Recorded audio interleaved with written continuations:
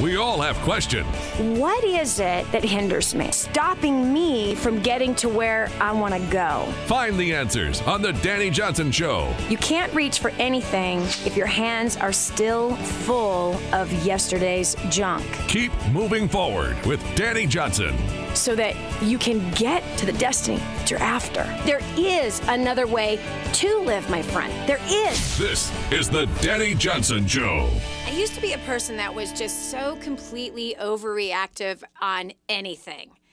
I used to be that kind of person that thought that everyone was somehow out to get me, that I could never say anything right, and that everything I did was always wrong, and everybody around me knew it, and I always played out this victim role of, poor me, I could never do anything right, no one likes me, nobody ever wants to be around me, people are just mean to me, why is it that I only find mean people?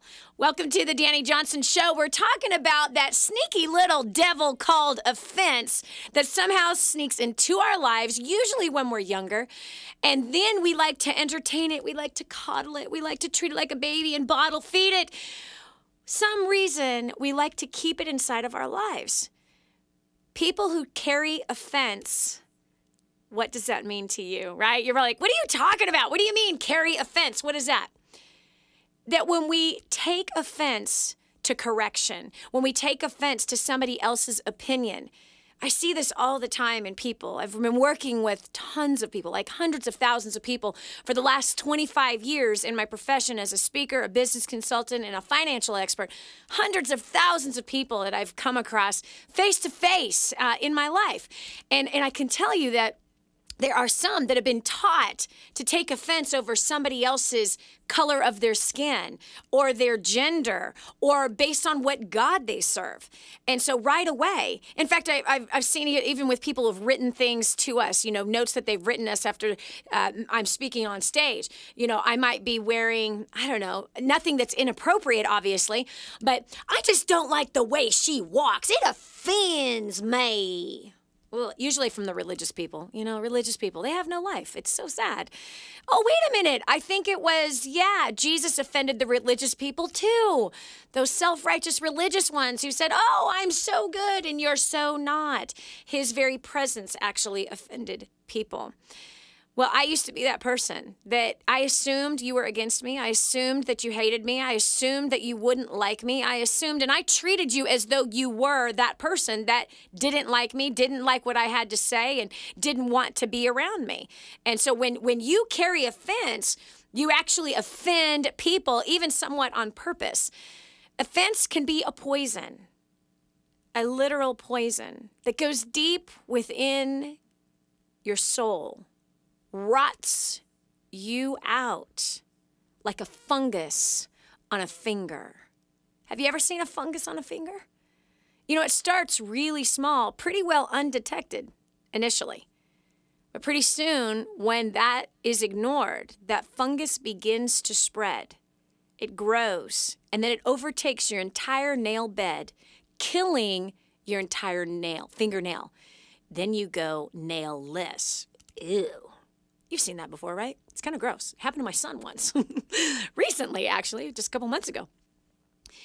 You have to kill the fungus so the fungus doesn't continue to eat through your skin. That's what offense is. Offense goes deep, and it rots you from the inside out. You begin to feel like no one likes you. Everyone is against you, that there's something wrong with you. And you also are somebody who has a lot of stress, and you overreact to people and to their opinions. And if somebody doesn't think the way you think, well, then you quickly reject that person. If they don't wear the kind of clothes that you think they ought to wear, if they don't serve the same God you serve, well, then you don't want anything to do with them. Oh, that's a great way to spread a gospel. That's actually spreading a gospel of immaturity, hatred, intolerance, certainly not the gospel of peace. Anyway, that was a zinger, wasn't it? Anyway, today we're going to be talking about the price that all of us have paid through that disgusting, evil, demonic force of offense. Because it really is a real thing. It is evil. And it hurts the relationships that you have with others. It actually will hurt the business or the career that you're trying to grow in, because we literally have judgment inside of our heads that causes people to want to stay away from us. So has offense, do you get offended really easily? Or do you defend yourself? Because the fruit of offense is defense. Defending yourself, defending your position. Some people even try to fight with their Bibles. Now that makes a lot of sense. Yeah, that's certainly going to win somebody over into believing the Bible. But they like to fight and say, no, I'm right, you're wrong. Anytime you are defensive with people, it is surely a sign that you have been offended. And the Bible clearly says that being offended is stupid. It's foolish. It's not wise. It actually hurts you, and it really hurts others. So let's talk about this today. Do you get offended easily? What offends you? What offends you? What bugs you that's going on maybe out there in the family or at work or in our government today or in our church today? What seems to just push your button that causes you to react, and then you get yourself in a situation, you find yourself defensive even in an argument? What gets your goat? Why do I want to bring this up today? Because we want to see you succeed. Here at Dani Johnson, the Dani Johnson Show, we're about seeing you and setting you up for great success. And if you want to be in a leadership role, whether that's at home or in the marketplace, you cannot be somebody who is easily offended. One of the greatest leaders that I've studied in the Bible, next to Yeshua, the Savior, the Messiah, would be King David. King David, his leadership skills were really, really profound. And it says in in Psalms, that he refused to take offense. That when somebody attacked him, attacked his character, attacked his nobility, attacked his purity, attacked his track record, when somebody has done that to you, what do you do? What is your response? 844-200-3264. 844-200-3264. King David's response was he refused to accept it. He refused to internalize it. He chose to quickly forgive and give the benefit of the doubt. He chose to forgive, give the benefit of the doubt, and to bless his enemies, loved his enemies. 844-200-3264. Even when it hurts really, really bad. I want you to call me and tell me about the most offended place you've ever been in your life, the biggest hurt that you've ever had, and how have you been able to overcome in that? Or are you still wrestling through and you need some help pushing through that? Is it your boss at work? Was it a client that said something about you or to your face that just, man, right? Just you started to internalize it and you stewed over it and it began to boil and started to rot and it's just putrid smelling. Can you smell it even right now? It comes out of your mouth. It's disgusting. And then it makes you also not go all in on that job. You're afraid now. You've created limits for yourself because you don't want that to happen again. You don't want to get hurt again. And so we try to think that somehow we can protect ourselves from getting hurt, but we cannot protect ourselves from getting hurt. We can't. But what we can do when we do get hurt is to forgive. 844-200-3264. That's 844-200-DANI. We're going to be taking your call, hearing your story. This is your show. This is your time to either get advice about how to move past that sludgy fungus that seems to be rotting inside of your belly, or how have you been able to overcome in this place? I'm telling you what, offense is something that is presented to you and me all the time. It is. It clearly is presented to you and me. It's presented in our marriages. I know for me, throughout the years, there's always opportunity to be hurt. There's always opportunity to take something in the wrong context. There's always an opportunity to get upset with something that wasn't done, a promise that wasn't kept, a commitment that someone didn't follow through with. And it's really easy to let our head just go round and round like, I can't believe that he did that. I can't believe she said that. Why in the world does she not know? Or why in the world did he even think for 2 seconds that that was the truth? I am completely hurt that he did not defend me. Do you know what I'm saying? Have you had these words go off in your head? I've had those things in my marriage where I had allowed without knowing it. And mind you, I'm a person who really believes in forgiveness. I do. I practice it sometimes on a daily basis. But hurts can slip in. And those hurts then change the way we see even the person we sleep with every single day. It can change how we see our kids, our friends, our coworkers, our clients, the TV personalities that you're watching every day, the radio that you're listening to every day. It literally defies clarity. It clouds. It makes us numb and a little dumb. Do you have confusion about you, about your life, about your future? There's a good chance that there's a deep-seated hurt, and with that hurt comes offense. And now we get offended so easily. We fly off the handle so easily. We assume far too much. And in that, when we do that at work, we get passed up. We don't get promoted. We don't get raises. We don't get bonuses. But instead, we get passed by. And oftentimes, those who are carrying around that deep hurt with them all the time, they don't even know why they've been passed by. They don't even know why they've not gotten that promotion or that raise, because they have failed to look in the mirror. They failed to look and see what other people are looking at every single day. They have failed to look at that attitude that they're carrying into the marketplace, carrying into the grocery store or at the gas station. Listen. If people in third world countries who have absolutely nothing can walk around with a smile and a hip in their step and a glide in their stride, what's wrong with you? Huh? What's wrong with you? That you can't smile when you're at work? You're at work. I hate my job, Danny. You don't know. I hate my boss, too. He's a jerk. Now, I think you might be the jerk. You might be the jerk. Because you are completely ungrateful that somebody actually took a risk on you and is willing to invest into you, willing to help you make your mortgage payment every month, willing to help you put food on the table every day for your family. The jerk is the one who says, I hate my boss. And if you hate your boss, it's because you've been offended somewhere back in your past. You've been offended and you ate the poison, not even realizing it.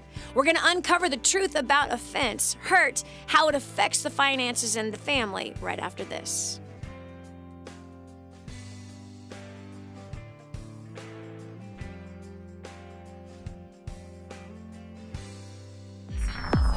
Stay right where you are for more of the Dani Johnson Show. The whole story of how I went from homeless to millions is right here in this book, First Steps to Wealth. I'd love to give you a free copy of this book.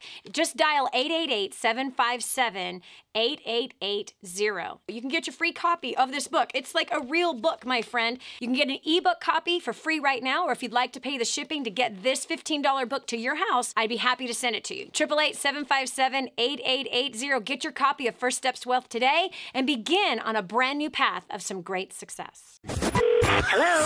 Improving the quality of your life. The Dani Johnson Show. I love it. Being hurt is your choice.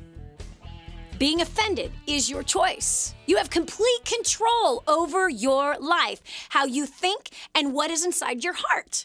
You make the choice every single day as to whether or not you allow the hurt to go deep inside of your heart. If you have been able to overcome hurts, if you've been able to overcome being that person that was always getting offended all the time, I want to hear from you. 844-200-3264. Again, that's 844-200-DANI. I've got one line actually that is open, 5 that are on hold. We're going to go to the phones right now and hear your story. How do you handle offense? What is your take on this thing about the hurts that we have from our past? How has it polluted your life? We're going to hear those stories right here, right now. I've got line 6. We have Sarah from California. Sarah, welcome to the Dani Johnson Show. What ails you, honey? What's hurting you right now? Well, my family is not supporting me. What do you mean they're not supporting you? Well, I gave up my daughter for adoption. Oh, baby. Oh my gosh. Hold on. Right there. Oh my gosh, Sarah. How are you? I have finally found a little peace with it. It's an open adoption. How long ago was this? She was born January 5th of 2013. Oh my gosh. So she's a year and a half. Yeah. And are the parents really following through with this open adoption? They're actually going back on their word. Oh gosh, Sarah. So I'm actually, I just got the adoption paperwork from the adoption agency. I am going to try and find a lawyer to figure out what my rights are to make sure that they cannot make it a closed adoption on me. They can't make it a closed adoption. But when you say they're going back on their word, meaning they're not allowing you to see her. They're not allowing you to talk to her. What was the agreement? And did you get the agreement in writing? Unfortunately, no. Oh, Sarah. How old are you? I just turned 32 on Sunday, actually. Okay. You know, I was in the same exact situation when I was 18. Exact same situation. I was 17 and pregnant. And when I got pregnant, I was so excited about this baby, even though it was out of wedlock. But I remember saying these words over and over again, no one can take this baby from me. This is mine. My boyfriend, when he found out that I was pregnant, he got very violent in my apartment and said, get an abortion. And this is a Christian boy whose parents were high up in their church. Get an abortion, or I'm going to break up with you. I said, then break up with me. I don't care. I don't need you. This baby is mine, and no one can take this baby away from me. I fought him to stop badgering me. As soon as I passed the legal time for an abortion, he then stopped badgering me about an abortion. And I got placenta previa, which meant I had to be bedridden, and I was on doctor's orders to be bedridden. And my parents disowned me when I got pregnant, so I had no help. And then his parents offered to take me in, that I could move in with him and them. Obviously, they didn't allow us to sleep together, which, was fine. But right away, as soon as I moved in, they started to work on me about adoption. And behind my back, this family started talking and interviewing other families. And I will never forget this. All of them came home from work at the same time and had like a 20, 30-minute meeting in the garage. No way. Oh, yeah. And they're sitting there in the garage, and all of a sudden they come through the door, and they say, hey, can we talk to you? I'm like, sure. They can meet us in the game room. They hand me a file folder, and this is what they said to me. This is what his parents said to me. Christian people, high up in their church. You know, you and Brent are not going to get married. They are condoning their son's irresponsibility here of not marrying the mother of their child. They're telling him not to marry me right in front of me. You and Brent are not going to get married. How are you going to support this child? What if your father does to this child what he's done to you? You're going to have to end up working, or you're going to be on welfare for the rest of your life. You're not going to be able to provide for this child on your own. This went on and on and on. After they had said those words, what if your father touches this child the way he touched you? I had been molested by my father, violently abused by my father. So this was desperate. Yeah, well. There you go. Now hold on one second. I'm going to continue in this story, and we're going to unfold a solution for you, Sarah, right after this. Stay right where you are for more of the Dani Johnson Show.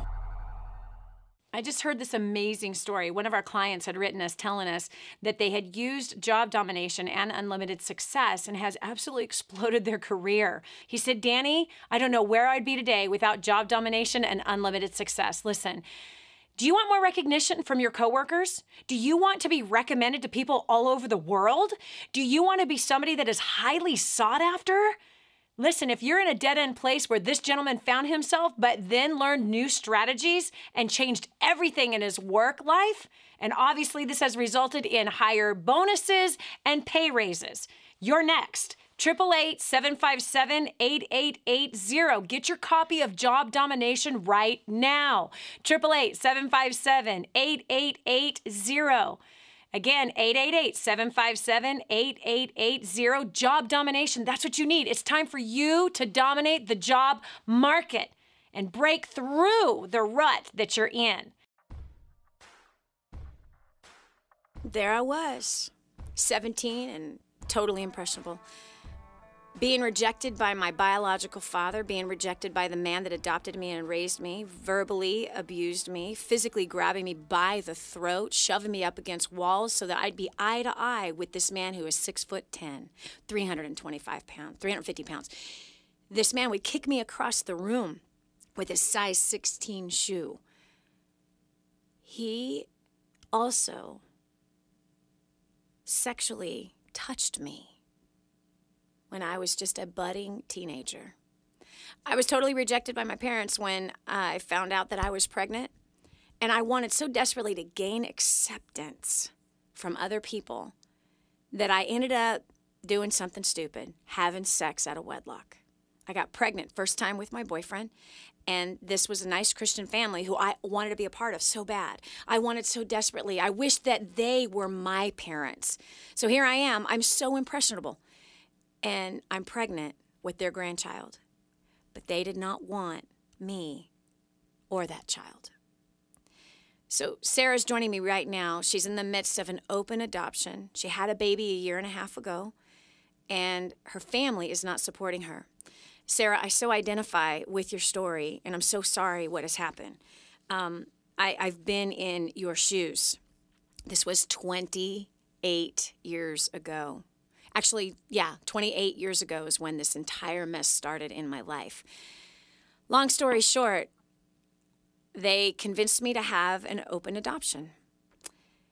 And I went against my better judgment, and I did something I regret with everything that is in me. I regret it with everything that is in me, Sarah. I wish I could turn back the hands of time. This family that came in, he was a salesman and a businessman, and he said, oh, my wife is going to raise the baby full time, and we believe in an open adoption where the baby's going to have two mommies and two daddies so that she'll never have rejection or separation or abandonment issues. The baby will be able to see you whenever you want. When she's 5 years old and she wants to come and visit you, we'll just put her on a plane and send her up to you. You'll be there when she crawls. You'll be there when she walks. You'll be there to hear her voice, and she will hear your voice. You'll be a part of her life. This is what That's what they told me. Oh, baby. This is exactly what was sold to me, Sarah. And here, again, they were Christians, they worked out, they had money, their house was paid off, they were from California, I was from California, and here when that family, when Brent and his parents all met up and they came and put me in that room and then handed me this file, I read the first resume and said, no way. I read the second resume and I went, oh my gosh, I wish these people had raised me. And they said, how could you not give your child what these people could give your child? How could you hurt a baby like that? I went to bed crying my eyes out, Sarah. Sarah, I was bawling. And from that day forward, I began to have nightmares of my dad touching the baby, who I didn't know if it was a boy or a girl. But I imagined, what if this is a daughter? And what if he molests her the way he molested me? I'd wake up, Sarah, crying, screaming in the middle of the night. I was tormented from that day forward and felt so much guilt. How could I hurt my baby? What if my dad beat my child the way he beat me? I was so manipulated, Sarah. And I made the biggest mistake I'd ever made. I waited to the last minute to sign those papers. In fact, I was a week late signing those papers. So I understand. I know that when January came around and your baby turned 1, I know that when January came around, January 1st, you began to get so depressed. Your heart began to be so heavy. For 14 years, that happened to me until I met my baby girl when she was 14. And see, I don't want that. I want to be a part of my daughter's life. Yes. You know, they have two adopted sons. The sons are 9 and 7. And, you know, and they know that they're adopted. The boys know that they are adopted. They have separate moms. The boys have separate moms. Yep. And their moms are not in the picture. Wow. And the adopted mom says that she wants for me to wait to see my daughter until the boys are older. No. She goes, I want to wait till the boys are older because I don't want to have to explain to them as to why their mothers are not in the picture and you are. And I'm like, that's not my problem. No, that's not the promise that they made. They told you you can see your daughter. Now, let me tell you something. If it's an open adoption, you can go see your daughter. There's nothing illegal about it. And that's how this whole thing turned around when when my daughter was 14. So, and that's what happened, is that the adopted father, by the way, cut me off for years. I allowed him to do that. He said, if you come anywhere near my town, I will have you thrown in jail. I allowed his intimidation to shut me down. They promised to send letters and pictures of my daughter every 3 months. They promised that I would see her. They promised that whenever I call and ask that I want to come and visit, I could. So then all of a sudden, as soon as adopted papers were signed, they cut off. They changed their phone number. They changed their address. They reneged on everything. And then it got worse when I became successful. And then I'm all over television. And I'm not kidding you. They manipulated like you cannot even imagine what they did. And the bottom line is, God Almighty knows the truth. And God Almighty, I don't even want to tell you what happened to Brent's parents. I don't even want to tell you. I haven't done anything to anybody. And God has brought his judgment where his judgment needed to be brought. He brought his correction on the people who completely took advantage of a 17-year-old girl. So here's the deal. I'm not asking for her back. No.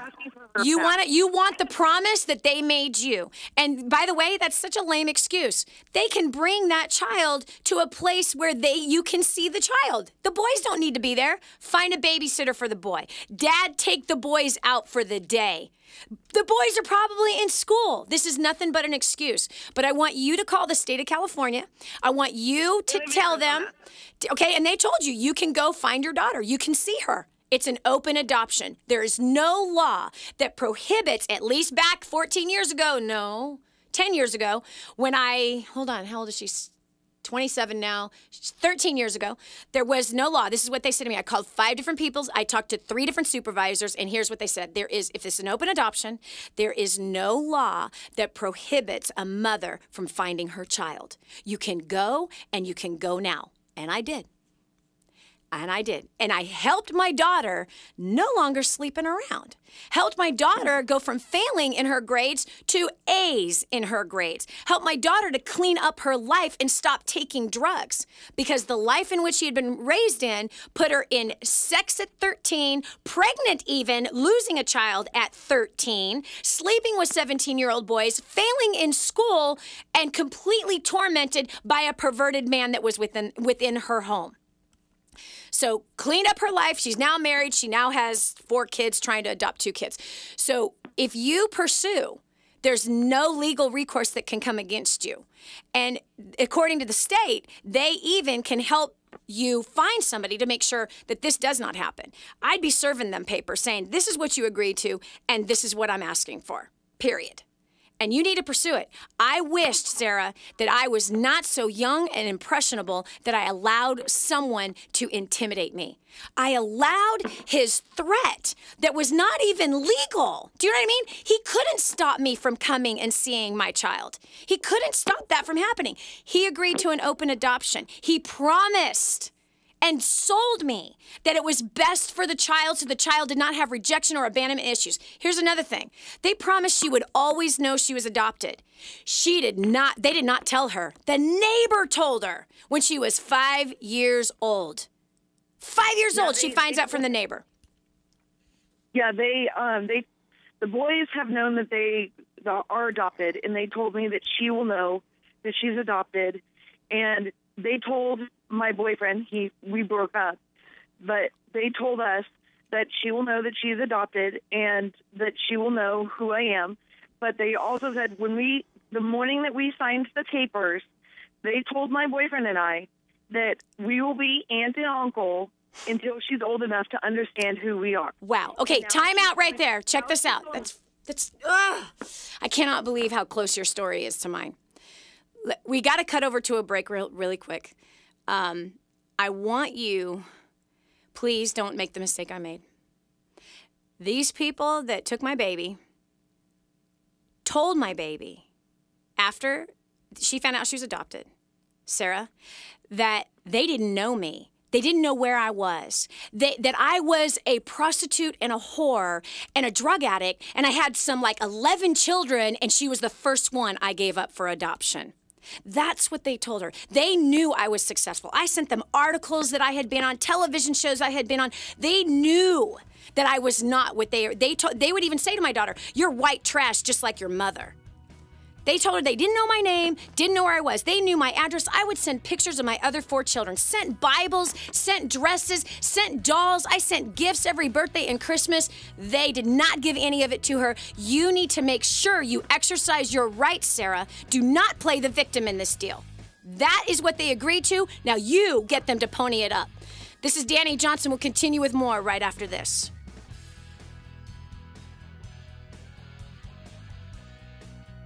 The Dani Johnson Show makes you feel good. Make me feel good. This is your chance. This is your shot. Get your copy of War on Debt right now. There's one waiting for you that has your family's name on it. And inside that package is freedom. Your freedom, your family's freedom is on the inside of that package. All you have to do is open it up, press play, and start applying what I teach you in this program. 888-757-8880. You and I are going to help your family become completely debt-free in the next 5 to 7 years. Just imagine how that's going to feel. And now, back to more of the Dani Johnson Show. I hate injustice with a passion. Maybe you're one of those people that you can hear about somebody else being taken advantage of and you just go, "Oh, too bad, so sad for you." I'm not that person. I cannot stand it. I've been taken advantage so many times in my life, and I have watched people in powerful, influential positions take full advantage of the weak. And you and I are supposed to stand up and protect those people who are in those weak places. Now listen, I've been hurt a lot in my life. I just finished sharing a story with you of a painful is not even the word. But at the end of the day, I had to make the choice to forgive those parents who adopted my first baby. I had to make that choice because it was eating me alive. They promised so much, they delivered nothing but lies. Lies. Straight up lies. And these people are churchgoers. But here's what I know. I know that I have sinned just as much as them. And I had to make the choice to forgive. I had to make the choice to forgive. Why? Because it's my sin if I don't. And the fact is if I think that someone else is not worthy of being released from the lies that they've said about me or how they've stolen from me, well then, here's the reality. I'm just as wrong as they are because I have forgotten about the mistakes I've made and what Jesus has done for me. So being hurt quickly turns to a deep-rooted, festering fungus called offense, which then makes you a defensive person, a stressed-out person, a person who is overreactive, a person who trusts nobody, and a person who is constantly singing the victim song. We're dealing with offenses and hurts and walking you through the healing process of that today. And if you have already walked through that healing process, we want to hear about it. Line 5, we have Hillary from Virginia. Hillary, welcome to the Dani Johnson Show. Hi. What can we do for you today? Yes, I was calling because I had a question. How do you deal with people who you haven't done anything to, but they'll find reasons to be offended with you? For an example, if you come in like a church setting, Yeah. you come in, it's your new church setting, you're quiet, you don't mind everything in the background or whatever. And when they invite you, like, to different events and stuff, you have the option of saying no. But if you say no, then you're hiding something. And I just want to know, how do you deal with that? Because my family and I have been through a lot, and it's not that we have anything to hide. Sometimes we just don't have the money to participate with everything and everybody, and we just need to know how do we handle situations like that. Yeah, girl, been there, done that. No fun. Why is it the church people are like that? You know what I mean? I thought we're supposed to love. I thought we're supposed to accept. See, what's going on is they are getting offended because you have rejected the invitation to come and go someplace with them. That's the reality. And by the way, Hillary, that's on them. Yeah. Hillary, that's not on you. You reserve the right to accept an invitation or to not accept an invitation. And you cannot be afraid of the recourse from them. If they judge you or they think that you're hiding something, by the way, let me go here. Did they tell you they thought you were hiding something? Well, we heard it from the pulpit. Wait a minute. So you're saying that your pastor got up and said, Hillary and her family must be hiding something because they did not join us at the Sunday picnic the other day? No, what was said, we was on a Wednesday night, and we were the only ones that stopped hanging out because they didn't know our finances. We were okay, well, hold on. How many people are in this church? There were maybe about 50 people, and it was mainly a family church. Okay, so 50 people, and you are 100% for certain, emphatically, in fact, you would put $1 million on the statement that says you were the only family that stopped going to events with them. We at that time we were. Okay, hold on. You're willing to take your entire life savings and bet it on that statement. I bet it 100%. Okay. Because there was some other things that happened as well that I just wanted to know the answer to the question that I asked, because I have been battling with that, and I'm like, well, how do they get that from that? And it was okay. Well, then, Hillary, here's the answer. You go straight to that pastor. Mm-hmm. If he's the one that said it from the pulpit, first of all, he ain't got no, forget it, I got to be clean, guts to actually talk to you face to face. And if he is so-called pastor, no wonder that he only has 50 people in his congregation. He don't even know the heart of the people. He don't even know what the needs are. Because if he doesn't know that you're in financial status, that your financial status right now is not healthy, then why do we call this man a pastor? Because his job is to shepherd his people. And in shepherding his people, his job is to be able to protect them, not stick a fork in them, not publicly abase them when everyone knows you're the only family that hasn't been going to the picnic. So whatever. So you go face to face with that pastor. You go face to face with him. And you say, Mr. Pastor, I love you. And I just want to make sure that I haven't done anything to offend you, or that our family hasn't done anything to offend you. I want to make sure that we're in right standing before God and the rest of the congregation. Last Wednesday night, a comment was made from the pulpit, and I just want to make sure that you are not addressing us publicly versus coming to us with Matthew 15, verse 18, I think it is, or 18, verse 15. Yeah, it's Matthew 18, verse 15 through 18.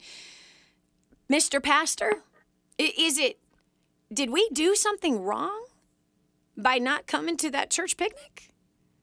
I'd ask the question, Hillary. Do not let that go by. Do not let that go by. I go face to face. First, you need to forgive him. I now need to forgive him. You need to forgive him. We have to. Okay? You need to release him. You need to bless him. Okay? The whole family, we forgive you, we release you, we bless. No, guess what the proof is that you haven't forgiven? Is because you still have this question, and you said you still are dealing with it. So therefore, you haven't gone and done what the Bible says to do, which is to confront the issue. And confront the issue in love, not assuming that he was talking about you, but go and ask, okay, Lord, please help me forgive fully. I've released the offense that I've taken with the public abasement from the pulpit. Over what? Did you sin by not going to that thing? No, but they took offense. So my advice is you go straight into that. First, you forgive, completely release. You completely bless them. You release the hurt that you have, and you go face to face and you confront the issue in love. That's how you do it. Don't let it go unnoticed or untalked about. Thank you so much for the call, Hillary. And I'm sorry. Now I have to forgive your pastor. Lame. Okay. We'll continue after this.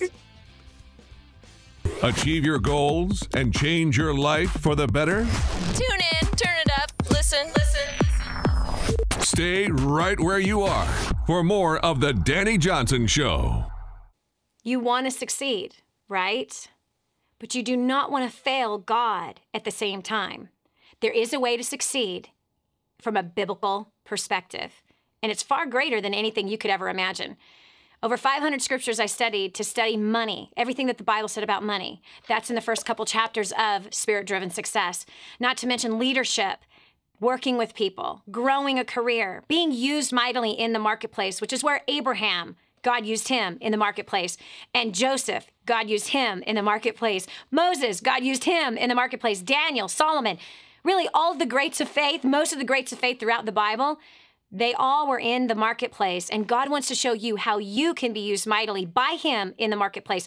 Right here, Spirit-Driven Success is where all of my notes are on how you can do that. 888-757-8880. Again, 888-757-8880. Get your copy of Spirit-Driven Success today.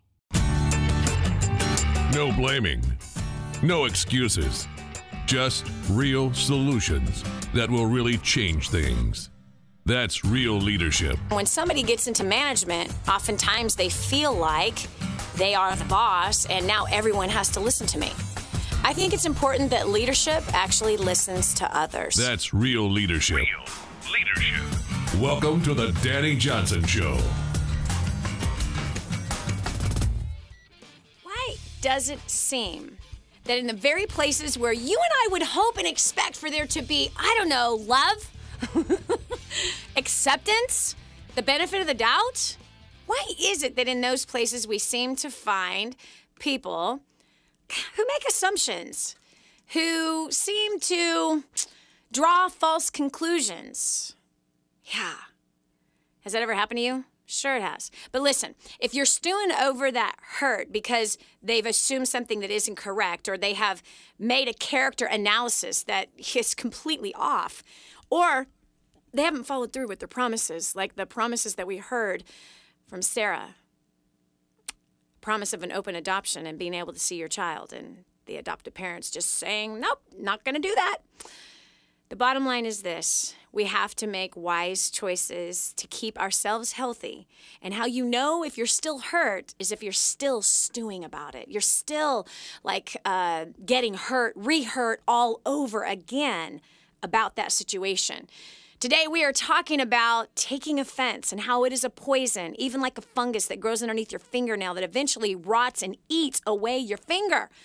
So the fungus has to be killed, and it's killed through the power of forgiveness. If you have overcome, and we've got 2 people online right now on the phone waiting on hold to either share their story or looking for help, like how do I deal with this hurt? How do I move myself forward? This is Dani Johnson. I'm glad that you've joined me for hour 2 of the Dani Johnson Show. This is going to be riveting, I promise you, and it's going to be important that you pay attention here. We have a world full of hostile people.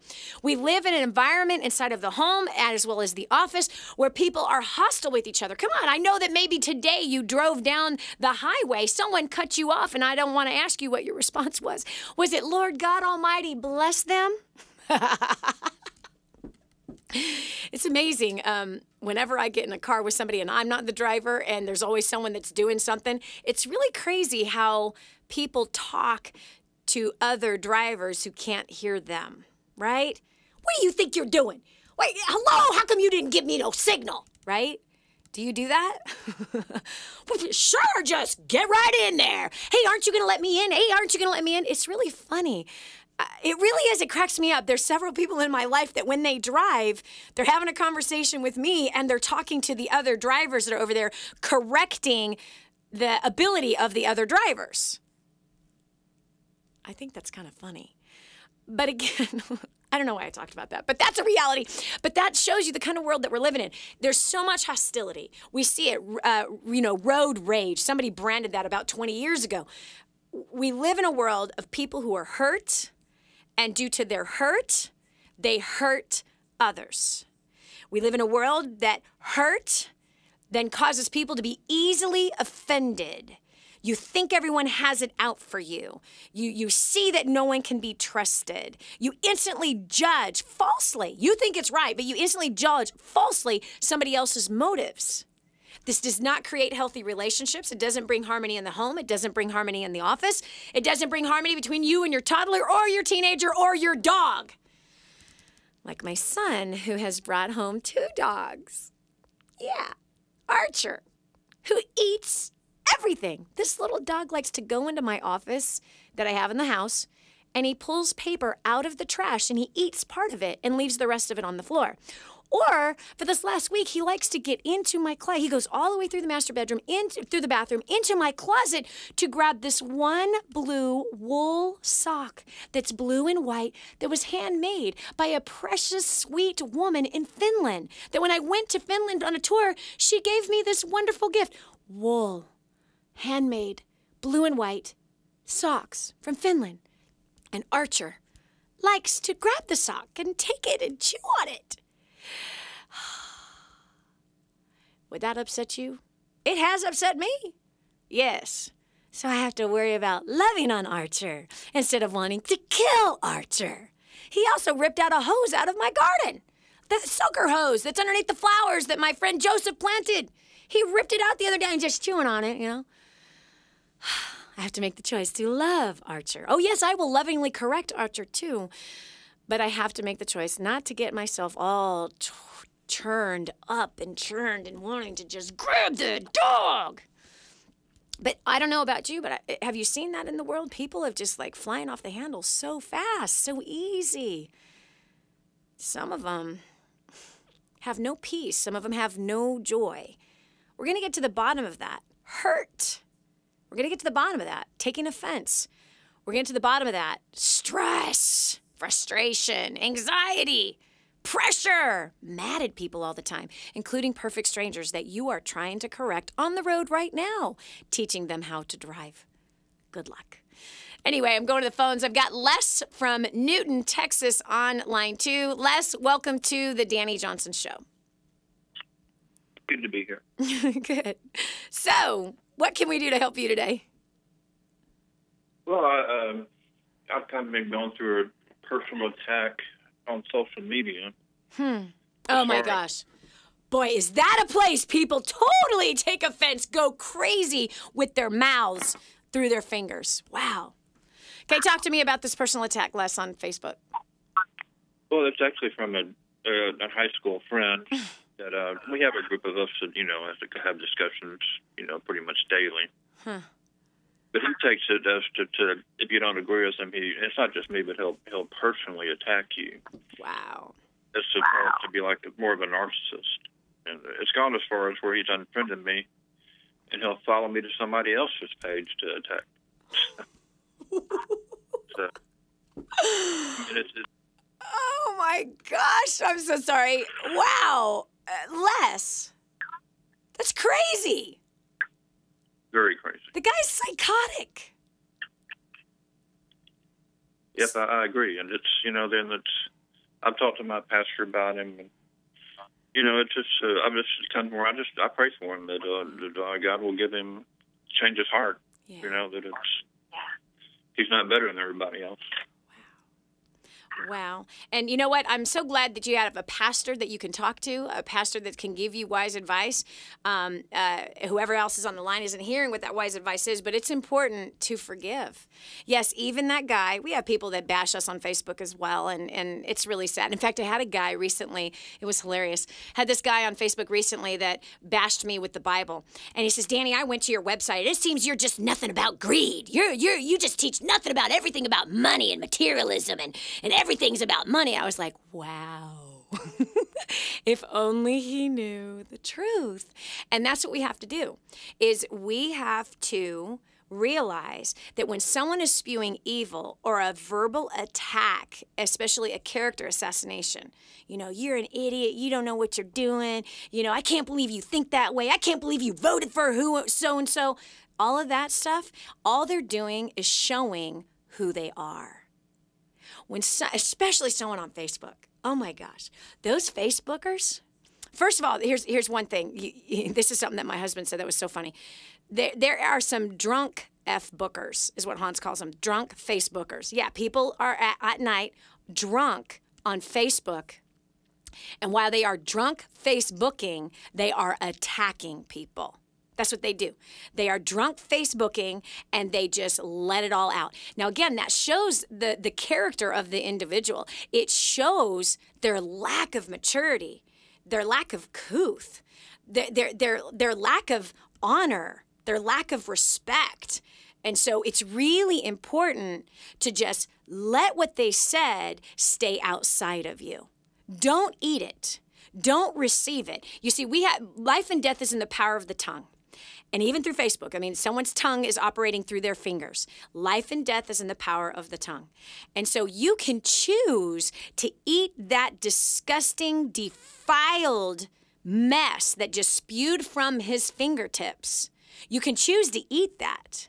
Or you can choose to rebuke that. You can choose to reject that. You can choose to not even come anywhere near close to allowing it to even penetrate you.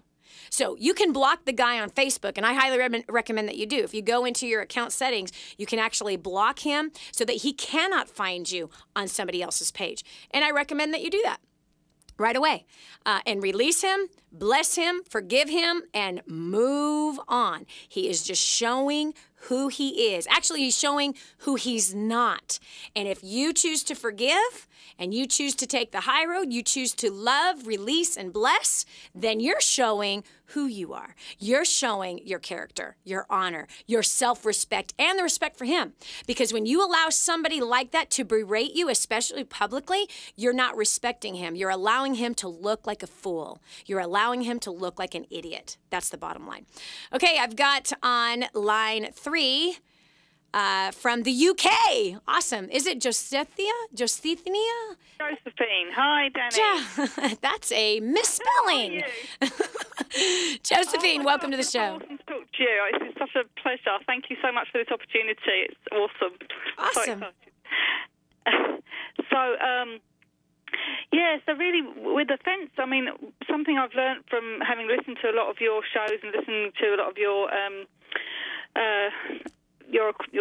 what's the word I'm looking for? All the products that you have, you know, and even just studying the Bible and just, I'm learning more as I get older that to take offence is not productive. Yes. You know, people do say things that have hurt me even recently. You know, I'm trying to start something new, and you know, some people aren't very supportive and say things that are quite cutting. And whilst it hurts initially, after about, you know, a few hours of, you know, okay, that hurt, but I'm not holding on to it, because by holding on to it, I know I'm just going to become depressed, bitter, resentful, angry, and all those things that are not going to be productive and not going to help me move forward. So, you know, and the Bible always says, I remember, you know, it says, you know, love does not take offence. Yes. And so if I want to walk in love and I want to be a person of love, then I have to choose not to let the hurt, you know, go deeper and affect me to the point where I can't be productive or useful. Yes. So many things that you've said about forgiveness. You know, forgiveness is very, very difficult. But it's something we have to choose. Yes. Otherwise, the hurt becomes, like you said, that fungus. The hurt becomes, and I've been there plenty of times. I've been there sort of like, and I've gone into that depression and misery and thinking, oh, I'm not good enough. Oh, no, I can't do it. And then I get miserable for quite a long period of time. Yeah. So, I mean, thank God for you, and thank God for the things that you're teaching, and the Word, and reminding us that, you know, we have to choose. It's all about the choice. And we're in control of that choice, no question. Yes. Thank you so much, Josephine, for everything you just said. This is Dani Johnson. We'll continue with more right after this. But I'm so blessed that I found what is in Grooming the Next Generation for Success. This is a book that is being taught in universities around the world. It's been noted as the best book on parenting that has ever been written. Crazy, if you ask me. But the point is that this thing gets results. Get your copy today, 888-757-8880. Again, that's 888-757-8880. Or go to DaniJohnson.com. That's D-A-N-I Johnson.com. Get your copy today. Now, more of the Dani Johnson Show. You know, the bottom line is this. You and I are going to continue to get hurt in our lives. I'm like, Dani, that's so depressing. Well, get over it. We have to eventually grow up one day and realize that that's a part of life, friend. It is. It literally is a part of life. And we have to make the choice of how will we respond. Will we respond with anger, malice, wanting to seek out revenge? Or will we make the choice to take the high road? Will we take the high road and give to our offender what we would want to receive when we have hurt somebody else? That's the bottom line. Anytime any one of us are not willing to give the grace that we expect others to give us, we have completely forgotten about our own faults. This is Dani Johnson. We're talking about taking offense and deep hurts that then turn into festering, disgusting wounds that rot your life out. They also inhibit your dreams, your goals, your aspirations. Also will draw you into depression, even suicide. No joke. That you can literally take a word that somebody spewed out of their wicked heart and you receive it inside of your heart and it makes you question who you are. Makes you wonder if you can make it. Makes you renege on the commitment you made towards going after something that was worthy of your time. Well, we're going to the phones. We've got Hillary from Virginia. We're talking about those deep hurts. Hillary, what can we do for you today? Or what do you have to say about that hurt and taking offense? Hello, Hillary, are you there? Maybe. Yes, you answered the question. The call got cut off already. Okay, Hillary, go for it. What's your question? You answered my question earlier. I was the one from Virginia about the pastor. Yes, that's right. Yeah, you answered my question. So what are you going to do about that, Hillary? Are you going to go face-to-face with your pastor? I am. Aw. I'm really, really proud of you. I'm really, really proud of you. So many people won't do that. You know what I mean? But the bottom line is that it's going to continue to hurt you and your family, and this will repeat in other churches that you go to. But if you actually literally go, okay, Lord, I'm going to follow what your word says. And Matthew also in Ezekiel, I think it's 34, it tells us exactly how to address those issues, how to address them in love. And if we don't, then their sin is on our hands. And you want to see your pastor grow. You want to see him do better. You want to see him shepherd people even better. And so God obviously sent you there to be able to have this face-to-face conversation that either he's going to get offended by or he's going to say, thank you. I really needed to hear that. So, Hillary, thank you so much for being here with us. We really do appreciate you. And I appreciate your courage, girl. That courage, you know where that comes from. It comes from Christ that is within us, for sure. So there you have it. Listen, here's the facts. So yeah, what do you do? What are you supposed to do when somebody has done something wrong against you? We've already been talking a lot about forgiveness, right? We've been talking about that you must forgive those who have hurt you, those who have falsely accused you, those who have come against you with absolutely no forewarning at all, right? Well, here's the deal. The deal is that you have to take that high road. Yes, forgive, release, and bless, but you also need to go face to face. You need to go face to face only after you have forgiven. Only after you have prayed blessing over them and you feel in your heart that you want to bless them. Only then is when you go to these people and you say, hey, can we talk? And you address the issue from a goal of restoration, not from the goal of getting a confession. You don't want to hear, from the case with Hillary, for example, the pastor say, I'm sorry, I totally was wrong. That was terrible that I abased you in front of the entire congregation last Wednesday night. Don't even try to get that confession out of him. The point is that the issue needs to be addressed, and depending on where his heart is, his heart will be known, it will be seen, And we will know it based on what comes out of his mouth. Will he defend himself? Will he give an excuse? Will he deny it? Or will he say, thank you so much for bringing this to my attention. I really appreciate that. And I'm going to work on that. Please forgive me. In fact, next Wednesday night, I'll make sure I'll let everyone know that I was completely wrong. I will let everybody know that I screwed this one up. So, but again, addressing the issue, you cannot try to get the confession. Your job is just to have the conversation. That's the only part of your job, and that's it. Hey, I don't know if you've been over to the website, DaniJohnson.com, but we've got a free gift for you. It's a book, a free book, a real whole book, and that real whole book is called First Steps to Wealth. It's about creating wealth of relationships and a life that is just filled with blessing and harmony. I share my story about how I went from homeless to now financial independence. I'd love to give you a free copy of that book. If you go to DaniJohnson.com, again, that's DaniJohnson.com, you can get your free copy right now. We're going to continue with more of the Dani Johnson Show right after this. The Dani Johnson Show makes you feel good. Make me feel good.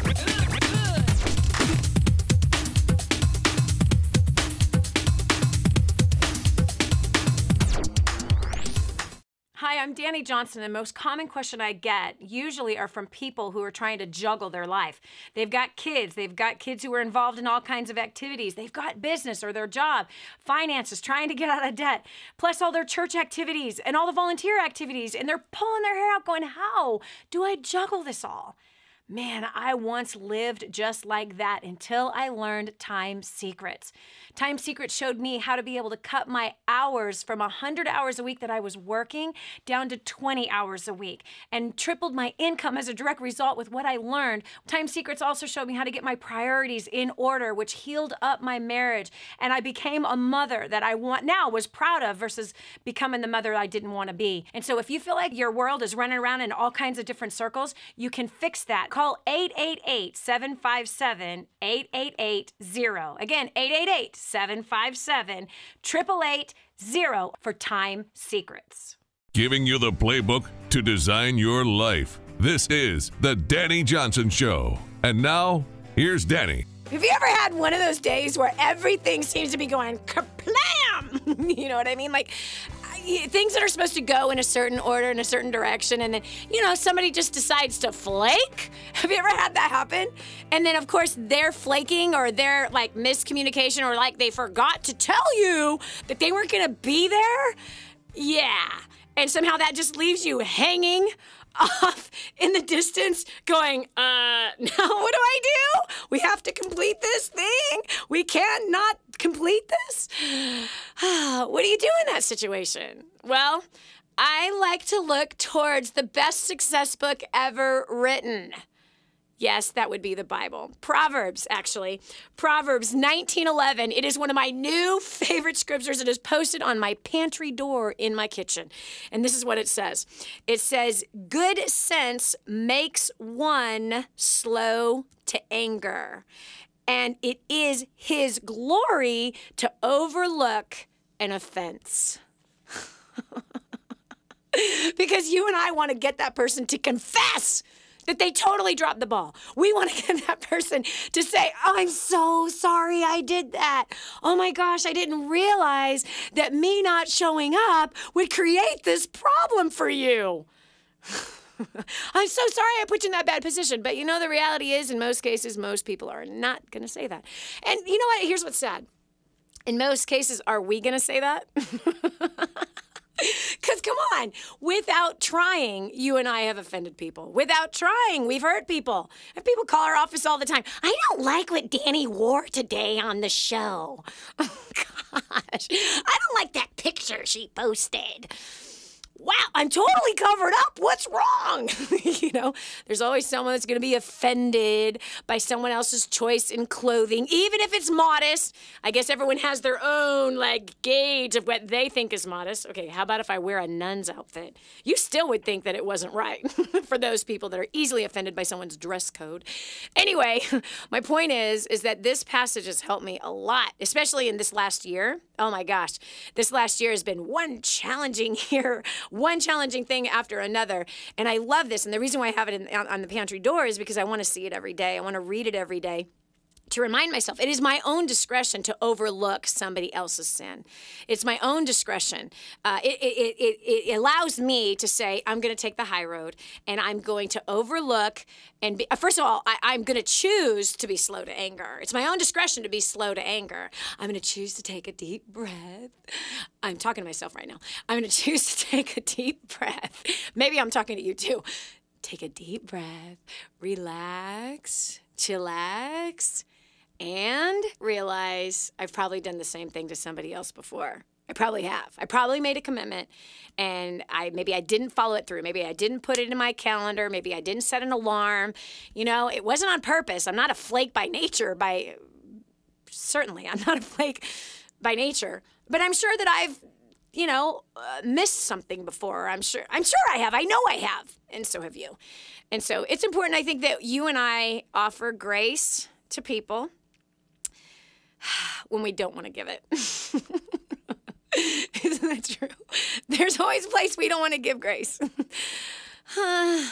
But, when we're in that place where we actually need grace and you're around somebody that just wants to go, come on, confess, you messed this up. I know you did this on purpose. Ugh. And you didn't try to do it on purpose. I didn't try to do it on purpose. It's like it's not in my heart to be that way. But you could still get accused of being that way. And so that person's accusing you of that, who's misinterpreting your mistake. Again, it's good sense. It's good sense that makes one slow to anger. And it is his glory. Another translation says it is his esteem. It esteems you to overlook an offense. It promotes you to overlook an offense. There's a book that I came across in my early business days. I'm sure you've read it. You really need to read it. It's How to Win Friends and Influence People. Such a powerful book. It's read by millions of people in thousands of translations that it's been done. It's an incredible book. It's just gone all over the world, and it needs to continue to go over the world. I think we're in need of the book How to Win Friends and Influence People more today than ever before. The book was written back in the 30s by Dale Carnegie, just a powerful communicator. I believe he had such a heart. I believe that he must have known the same God that I serve, because he really actually teaches how to love your neighbor. That's what he really teaches you without bashing you with scripture, but he's really like showing the way, showing the strategies. And one of the stories that has impacted me many times is the story of the airline mechanic. And so this very wealthy man, he has his own airplane. He's flying his own plane. And the plane, the maintenance guy didn't fix something correctly. And the man almost, he got himself in a very scary situation. And so the way that the man, again, the wealthy man, handled it is he did not storm into the mechanic and go, "Do you realize you almost cost me my life and my airplane? Do you realize you almost made my wife a widow and my children fatherless? What were you thinking? How dare you make this mistake?" But that is not what he did. But what he did instead is he did what this scripture says. He acted in good sense. He was slow to anger. And he chose to overlook the offense. So he simply went and said, "You know what? I believe in you so much." The mechanic knew what he did. He saw what he did. And he saw the danger that the pilot was in. And he said, "I'm so confident that you just learned such a valuable lesson that I want you to continue to work on my airplane and be my mechanic." Can you believe that? That seriously is the glory of overlooking an offense. Now, you tell me, if you were that mechanic, and again, you're hearing on the radio what's going on, all these mistakes are going on, and oh my gosh, you're worried that the man that you're serving could die because of your mistake that you made, whether it was careless or that you were trying to do too many things at once, or you were, is that called multitasking? Yeah. Oops, I forgot that detail. But, an airline mechanic forgetting that detail could kill somebody. Sad thing, bad thing. And I think they can get in big trouble for that, by the way. But anyway, so if you were in that mechanic's shoes, right, what would you do? You would feel like, oh my gosh, I can't believe I did that. You definitely would never make that mistake again. I think it had to do with fuel, actually. I do. I think it had to do with fuel. I'm not totally sure. It's been a while since I read the story, but The point is that sometimes we have to make the choice. And good sense, and what is that good sense? Is that you realize that you are not without mistakes. You're not a person that is free and clear of ever missing a detail. We all are free and clear. I mean, none of us are free and clear of making, none of us are free and clear of making mistakes. We all do. Everybody needs an editor. That's my belief.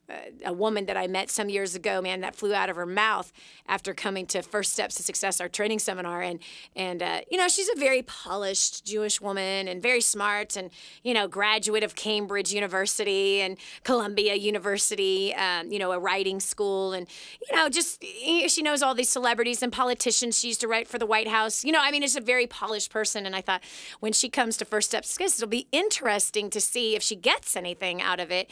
Based on what? Humility or ego or whatever.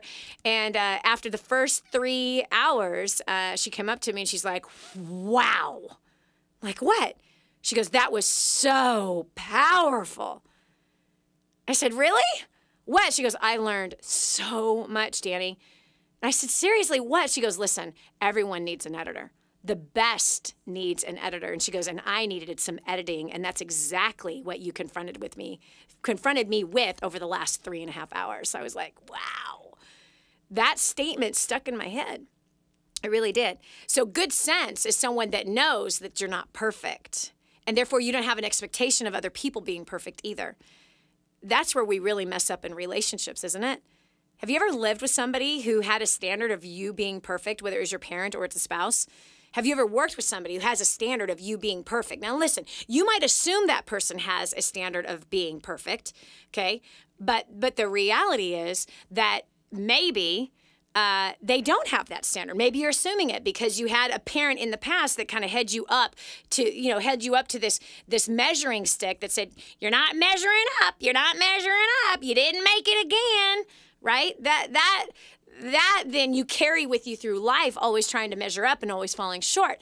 But I'm talking about the real person who is that person with the measuring stick, the ruler going, nope, you didn't make it. Nope, you didn't make it. Nope, you didn't make it. It stinks to live with that.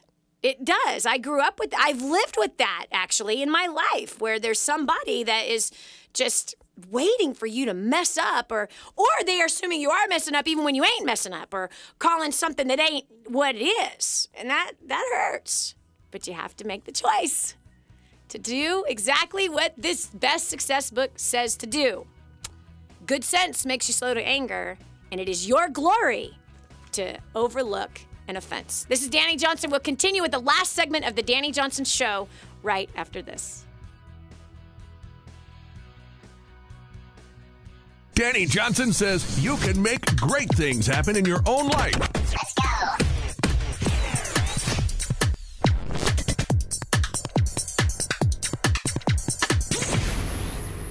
The whole story of how I went from homeless to millions is right here in this book, First Steps to Wealth. I'd love to give you a free copy of this book. Just dial 888-757-8880. You can get your free copy of this book. It's like a real book, my friend. You can get an ebook copy for free right now, or if you'd like to pay the shipping to get this $15 book to your house, I'd be happy to send it to you. 888-757-8880. Get your copy of First Steps to Wealth today and begin on a brand new path of some great success. Hello. Improving the quality of your life. The Dani Johnson Show. I love it.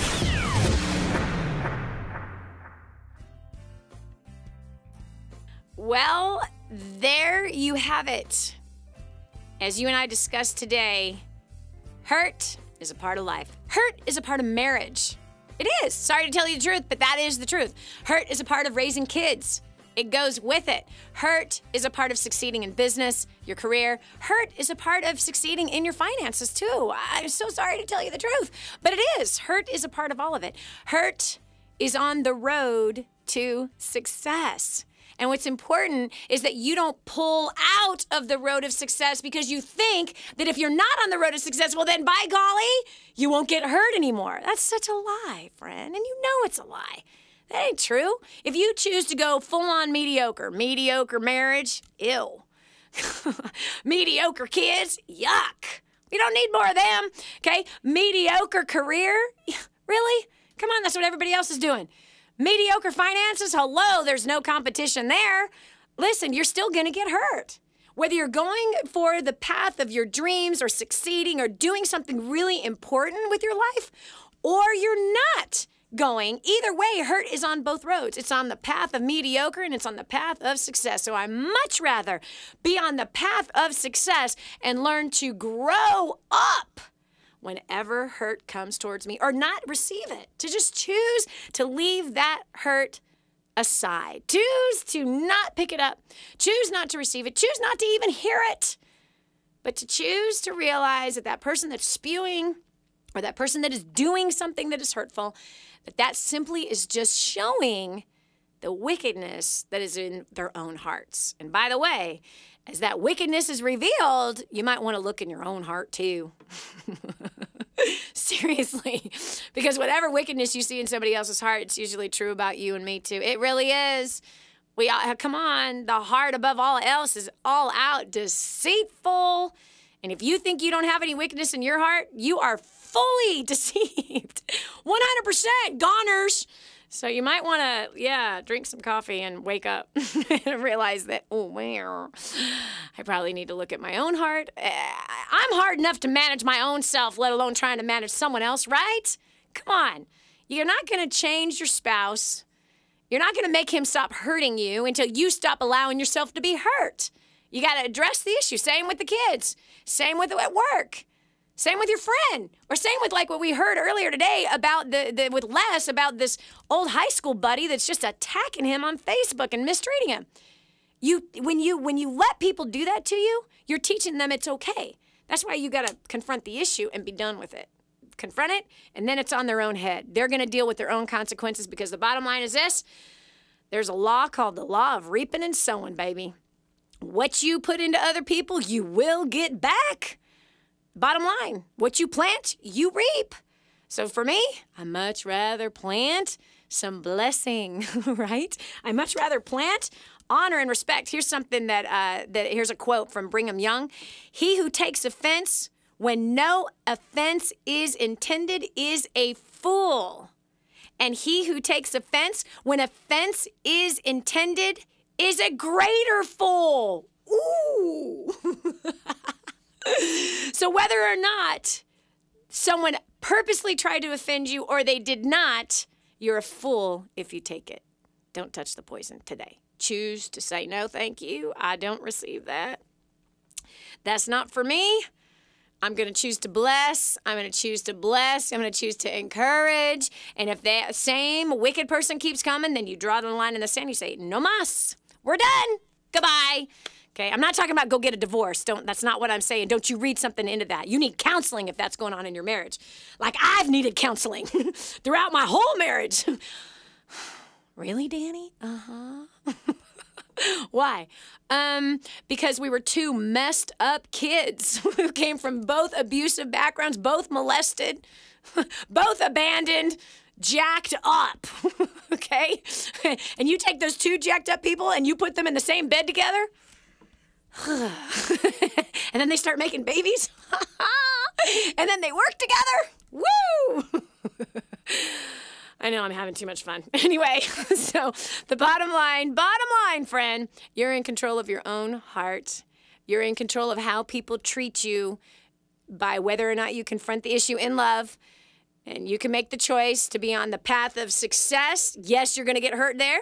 And the path of mediocre. Yes, you're going to get hurt there. So to me, it might as well be worth it. If I'm going to get hurt, it might as well be worth it by bringing me great success in the future. I want to close with this. Years ago, so 25 years ago, I started in business, right? And I had no business starting in business at all.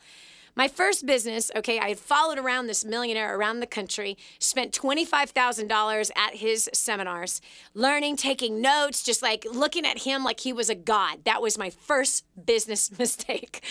So I would hang on every word. I mean, I would stand in line for an hour trying to get his autograph, and I would hold on to that. You know, I just respected him so much. Honestly, he was my idol, and that was a terrible, terrible thing to do.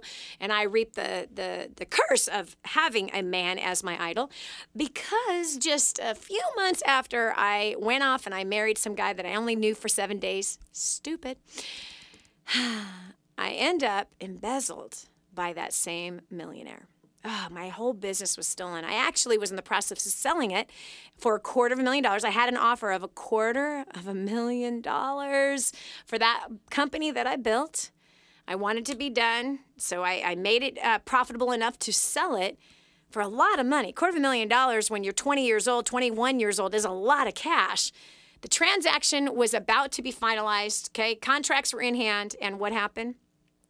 We go to now check the accounts of all of my clients, and zero sales, nothing. The reports had big fat goose eggs.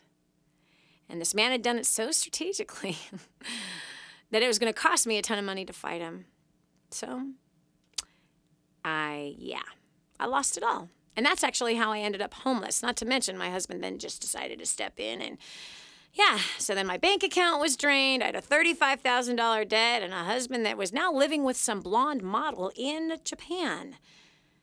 Friend, I became homeless as a direct result of that.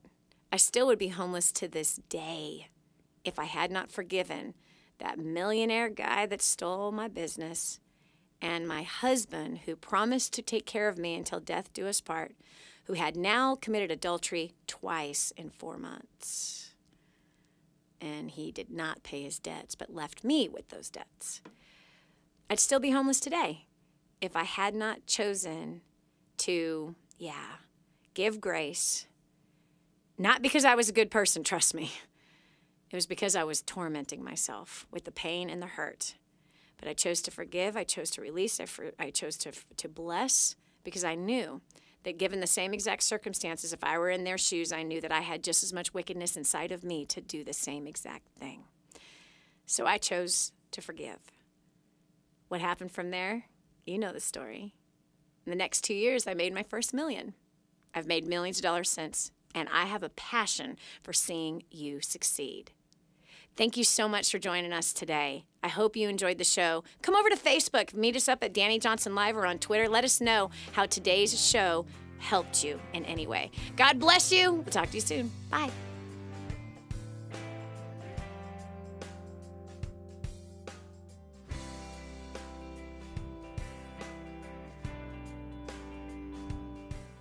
I remember being homeless and broken in every way, and being overloaded with financial pressure, the pressure that I was a failure, the social pressure, everything that I felt like was crashing down on top of me. And at the same time, I felt so alone until I learned the strategies of first steps to success. You have the chance, my friend, to annihilate all of your debt. Think about that. You have the chance to grow your income through your current career, or even learning to start a brand new business that will be profitable. You also have the chance for learning how to motivate the people that are in your life that are driving you crazy, and how to have significant breakthrough, not only spiritually, but physically, financially, and socially, and business-wise. And so I'm excited to see you at First Steps to Success. It's coming up January 17th through the 19th. Get yourself registered today, 888-757-8880. There's a seat with your name on it, friend. 888-757-8880.